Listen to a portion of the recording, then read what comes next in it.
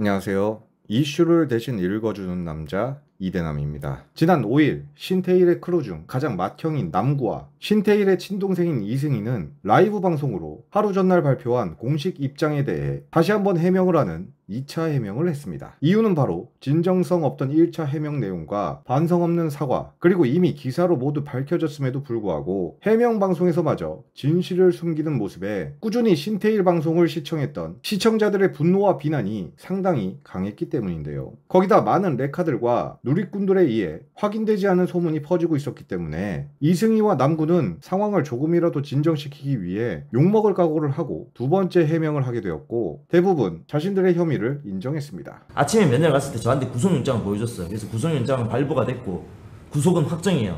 그냥 저희가 이제 솔직하게 까놓고 얘기할게요. 그날 같이 했던 멤버들도 다 공범이 맞아요. 예, 어제도 말씀드렸습니다. 저, 승희, 순인이, 상민이 포함해서 다 이제, 그래서 저희도 조사를 받을 거예요. 예, 저희도 조사를 받을 거고, 일단 테일이가 먼저 잡혀갔고 저희도 조사를 받을 거예요. 그래서 조사를 받고 거기에 대한 처벌도 받아야겠죠. 아무래도 받을 거고 다 받을 거니까 그거에 대해서 뭐 얘기할, 내가 뭐 그건 모르고 하는 게 아닙니다. 프로 방송은 이제 앞으로 못하게 될 거예요. 무기한 연기입니다. 죄송합니다. 까놓고 얘기할게요. 어차피 까놓고 얘기할게요. 길게 보면 1, 2년 이상 보고 있거든요.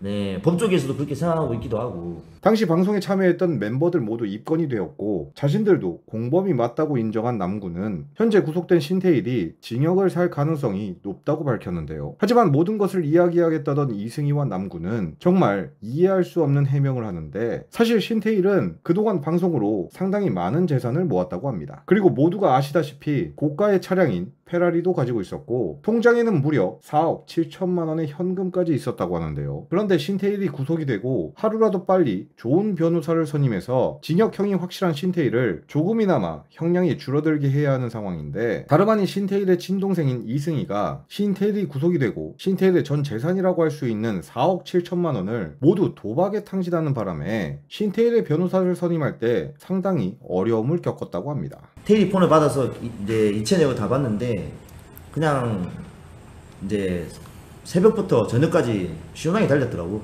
통 크다. 친형이 구속이 되었는데 동생이 도박으로 전 재산을 날린다. 여러분은 이 말이 믿어지십니까? 아무리 이승희가 개념이 없고 도박에 빠졌다 할지라도 친형이 구속이 되고 크루원들이 매일같이 신태일의 면회를 가는 상황에 미치지 않고서야 친형의 돈으로 도박을 하겠습니까? 거기다 100번 양보해서 실제로 이승희가 신태일의 돈을 모두 도박에 사용했다면 신태일은 물론이고 현재 신태일을 위해 발로 뛰는 남구가 이승희를 가만히 놔두지도 않았을 뿐더러 이승희는 이미 돈을 탕진한 순간에 야반 도주를 했을 것입니다. 그런데 형의 전 재산을 도박으로 탕진했는데 신태일은 물론이고 크루원들이 가만히 있는 것도 모자라 직접 방송에서 자신이 도박을 해서 전 재산을 날렸다고 고백한다는 것은 이상해도 너무 이상한 행동인데요. 이를 두고 평소 신태일 방송을 즐겨보는 시청자들은 이승희와 남구가 신태일의 재산이 모두 몰수될까봐 돈 세탁을 하기 위해 주작을 하고 있다고 이야기를 하는데, 개인적으로 원래는 이런 사람들의 댓글들을 잘 믿지 않지만 이번만큼은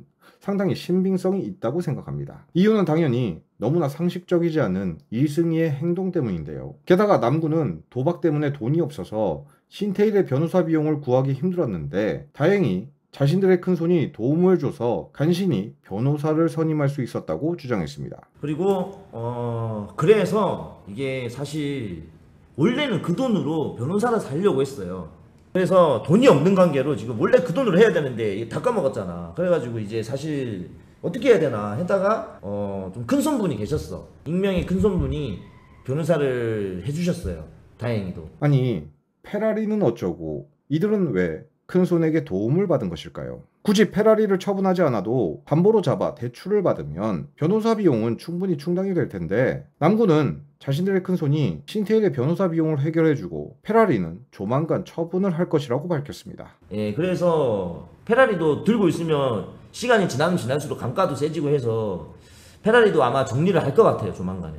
그런데 이것들이 정말 어이가 없는 게, 큰손이 신태일의 변호사 비용을 해줬고 페라리마저 처분할 생각이라면 당연히 처분한 돈으로 큰손에게 돈을 갚아야 정상 아닙니까? 그런데 그런 이야기는 전혀 없고 그저 신태일의 재산을 모두 처분하겠다고만 하니 당연히 제3자인 우리들 입장에서는 신태일의 재산을 따로 빼돌리려 한다고 의심할 수밖에 없지 않을까요? 한마디로 이것들은 신태일의 걱정보단 신태일의 재산에 더욱 집중을 하고 있다는 것인데, 역시 가족 사이도 돈 앞에서는 아무 의미가 없는 것 같습니다. 어쩌면 신태일도 자신의 형량보단 재산을 지키는 게 더욱 중요할지도 모르겠네요. 어쨌든 앞으로 이들이 방송을 계속 할지 안 할지는 잘 모르겠지만, 범죄를 저지르고도 그저 돈만 걱정하는 이들이 하루빨리 경찰 조사를 받아 제대로 죗값을 치르는 날이 오길 바라며 오늘의 영상을 마치겠습니다. 시청해주셔서 감사합니다.